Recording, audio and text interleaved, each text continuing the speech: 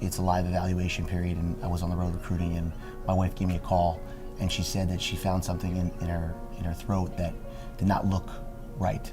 So she called me.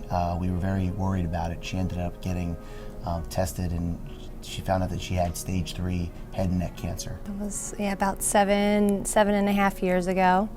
It was definitely a startling, revelation for myself and for all of us going through everything. Yeah, one of the things that's with her being so young, at 29 years old, a mother of 1 at the time, when she was diagnosed with cancer, we had to figure out a way to get her the best treatment possible that was going to be the least effective to her long term. And in that process of trying to find out what we can do to take care of her, we came across a type of cancer treatment called proton radiation. And when we found this proton radiation cancer treatment center, we did everything in our power to try to get her to get there, so she did not have all the side effects of chemotherapy or traditional radiation. So we worked tirelessly day and night to try and find a way to get her that treatment. Very, very minimal, yeah. So my diagnosis was head and neck cancer.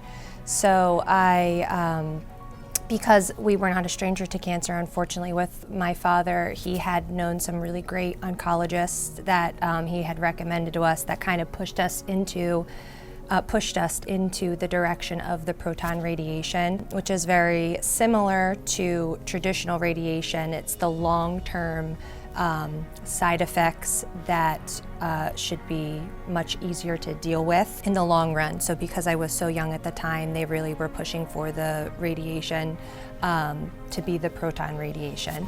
And for me, a lot of times when head and neck tumors are found, they are very small, and a lot of your lymph nodes are affected in different areas within the same area as the tumor. And for me, I consider myself lucky because I was in a 10 to 15% group of people that had the opposite. I had a larger tumor and no lymph nodes affected. So because of that, I was able to skip out, so to say, on the chemotherapy and get treated with this proton radiation, which was, I considered a really big win because unfortunately we've seen, what different types of treatments can do to a person, and not that proton radiation was easy to go through by any means, because a lot of the side effects going through are very parallel to that of a traditional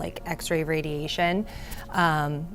But again, it's those long-term effects. Being a coaching family, we move around a lot, and that's the name of the game, and so we don't always have family and friends around us. I'll just never forget all of the people, from far away, and our family and our friends, and those that were close by that did step up and help.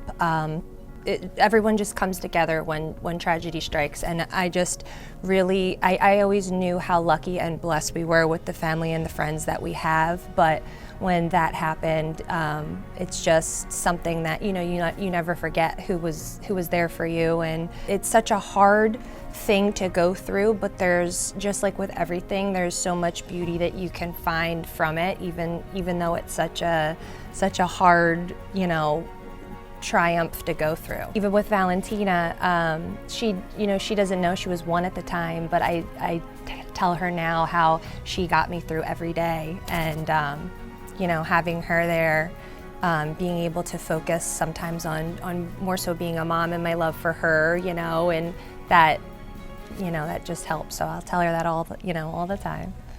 Yeah, Coaches vs. Cancer has always meant something to me, just because I know that there's so many people that are touched with cancer, but when you find out that your wife has cancer, the game takes on a whole different meaning. And the game is there to raise awareness for cancer, but it's also there to make sure that everyone that's involved with cancer has a voice, and that has the ability to say that we can all fight this thing together, we can all get through it together. And every single time that a coach puts on sneakers for Coaches vs. Cancer, hopefully there's someone out there that's donating money that can help try and find a cure for this miserable disease that has affected so many people. And if we can be an example of someone that's beaten cancer and that can show people how it looks on the other side, then every single time I wear sneakers to a game and on Coaches vs. Cancer and someone asks me about it, I can tell them not just to raise money, but to go out and take care of the people that are around you and find someone that's been touched by cancer and give a little bit more to them and be a light for them, because that's the important thing, is that we're all in this thing as a family. All coaches are families. Every person at the University of Maine is a family, and we've got to do a great job in raising awareness of what this game is really about. And it's about raising money, and it's also about sticking it out together with your family in really difficult times.